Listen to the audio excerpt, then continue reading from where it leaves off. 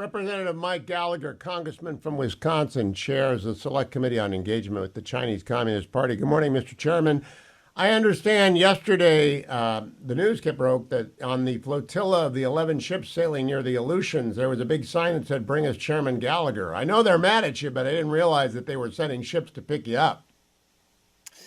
It's all the Korean War article that we discussed last week that has them angered. My arrogance and madness comparable to that of Douglas MacArthur is what the CCP said at the time. But seems like don't the Marines have a rather mixed view of Douglas MacArthur? By the way, the Chinese do not know their history.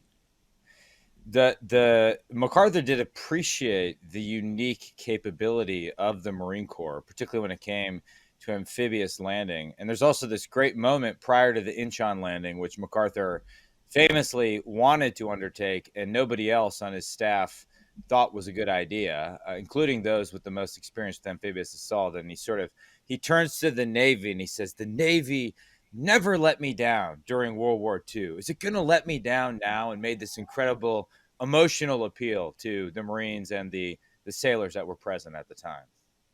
Well, and they came in, and the guy who was opposed to it turned over, and it was, of course, a fabulously successful counterattack. Chairman Gallagher, last night, the Chinese Russian naval movement came up on special report, and I was a member of the panel. I want to play for you my response to get your comment on it, cut number 3. One of the things, Hugh, is that critics of this administration say that moment emboldened our enemies or our challengers. You see what happened with China and Russia, very close to the Alaskan coast. Senator Dan Sullivan, Republican from Alaska, saying the incursion by 11 Chinese and Russian warships operating together off the coast of Alaska is yet another reminder that we have entered a new era of authoritarian aggression led by the dictators in Beijing and Moscow. Obviously, there's a lot of things that factor in here. But does it go back to that original sin, if you will, about the Afghanistan withdrawal? I think it goes back actually to President Obama's red line that was erased, and then the original Putin invasion of Ukraine. But most certainly Abbey Gate and the disastrous withdrawal from Afghanistan plays into it. Now, the Russians and the Chinese were not within our waters. They did not come within 12 miles or 24 miles or anything that would be a violation of international law. I think the appropriate response would be to send 11 of our warships through the Taiwan Strait, which is also international waters and which always is objected to by the People's Liberation Army Navy. But this administration is known for its weakness and its appeasement, so they'll probably send John Kerry over to beg for some more climate concessions as opposed to warships through the strait. Mike Gallagher, what do you think we ought to do about that? Well, first, I hate to compliment you, but I couldn't have said it better myself. And in particular, you made an important point, which is that the U.S.-China strategic competition, or what I call a new Cold War, did not start during the Trump administration. In fact, it predates Xi Jinping. I mean, at least under Hu Jintao in 2009, they began their contest for sovereignty over the Scarborough Shoal, initiated a variety of bogus claims at the UN, and began their systematic militarization of the South China Sea. And this is important because we need to understand that this isn't just a Xi Jinping thing. This is something embedded in the DNA of the Chinese Communist Party.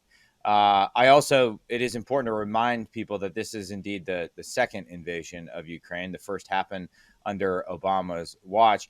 I do think, however, Afghanistan sent a clear signal. I mean, Afghanistan, because we have such a short attention span, it's as if we've moved on to other things and no longer want to remember what an epic, humiliating disaster our surrender to terrorists and our willingness to abandon Americans and Afghans who'd fought with us behind enemy lines was. I think that sent a clear signal to Putin in Russia and Xi Jinping in China that this administration is not willing to stand up, that their military deterrent is not credible.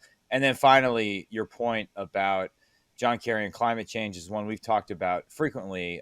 And the simple reality and the unfortunate reality is that the Biden administration is very divided on the issue of China. And there's a faction led by John Kerry who does indeed believe we need to cooperate with Xi Jinping when it comes to climate change. And the CCP exploits that willingness, pockets concessions, and forces us to slow, key defensive action. There's a different camp that has a more realistic view, but it seems the John Kerry camp right now is ascendant within the administration. And then Janet Yellen is also in that camp, and she just doesn't want to rock the economic boat with China and wants to go back to the halcyon days of us, sending American capital and intellectual property to China.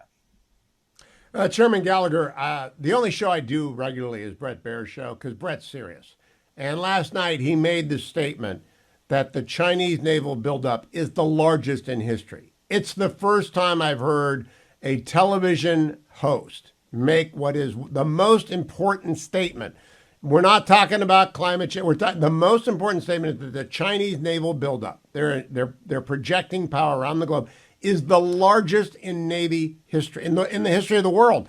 And Brett made it last night. And the only way to respond is with like-kind measure, building ships and sending them through the Taiwanese Strait.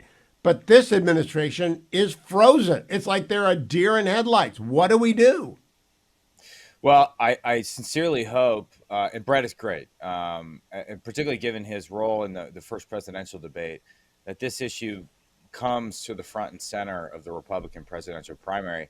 My perception thus far is that China has really been taking a backseat to other issues. I watched the forum that they had in Iowa, and it rarely came up. Certain candidates like Ron DeSantis brought it up proactively and spoke very well and tough about China, but this is the most important geopolitical issue, perhaps because Republican candidates share a hawkish critique of the Biden administration. It's perceived not to be a wedge issue, but every candidate needs to be asked what their plan is for countering this massive, not just naval buildup, but nuclear buildup, which is really unlike anything we've seen in modern history on the part of the China.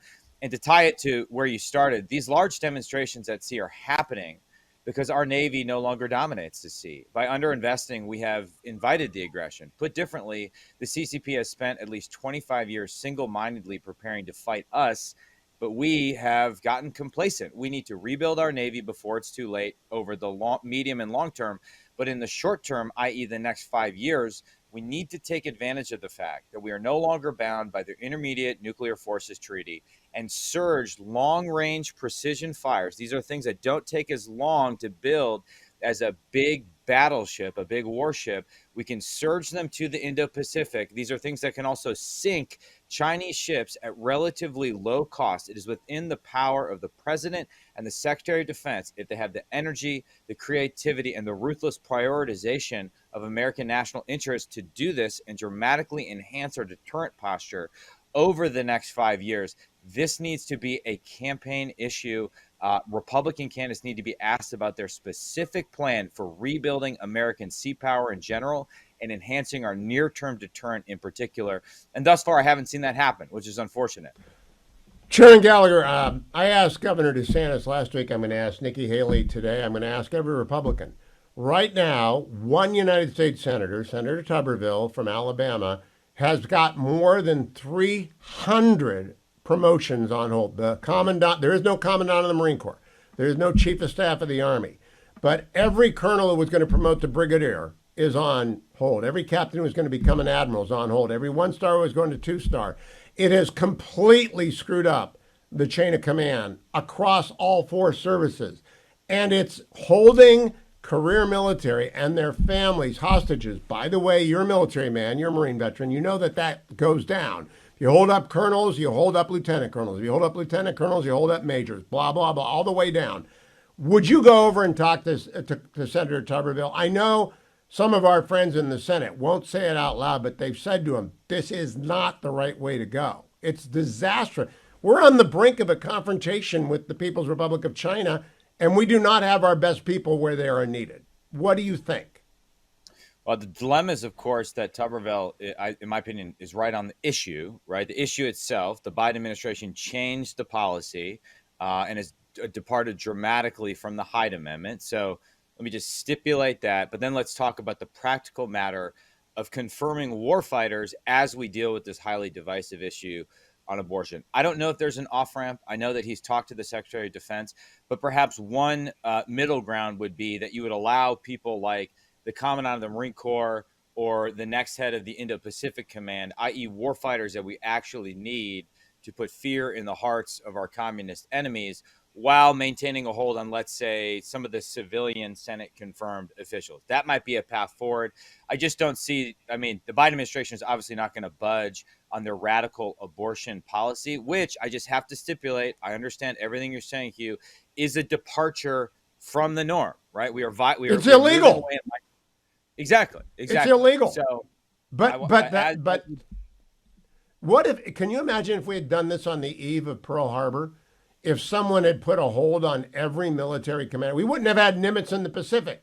We wouldn't have MacArthur being in the Philippines. We would not have had Eisenhower go to war plans. It would have been a freaking disaster. And we are on that edge right now with China, and we are holding up promotions. You know, it gets to this bigger issue, Hugh, too. I think a lot of the Republican skepticism, there is a faction in the party that's skeptical of defense spending. It's not just because of the controversy over Ukraine. There's a perception that the general officer class has been politicized, and there's truth to that in certain cases, which is all the more reason why, as we press Republican presidential candidates on their plan for defense, it also needs to include some questions about personnel. How are you going to do what we did at the time of Nimitz, which is to reach down through the general officer class and truly promote and empower the highly talented warfighters, not the politicians, not the people that are going to genuflect at the altar of whatever the progressive dogma of the moment is, but the people that truly understand deterrence and what it takes to deter an adversary as ruthless as the Chinese Communist Party. You start to do that, then I think you start to increase the confidence, at least within our party, in terms of where we need to go militarily and potentially unstick this big fight over the budget that we're about to have in September. Yeah, I just hope that every veteran schedules a meeting with Mr. Tuberville, Senator Tuberville, and says, we cannot not have a commandant. And by the way, we need warfighters. And warfighters are not going. The idea that, oh, the acting is just fine. It's not. It's not just fine. I'll let you go, Mr. Chairman. Thank you for joining in today. Chairman Mike Gallagher of the Select Committee on the Chinese Communist Party. You need to follow the ongoing debates before that committee. They ought to be televised everywhere. We are on the brink of a war. People need to understand that. We are on the brink of a war with China. And we need to be ready. And we are not ready.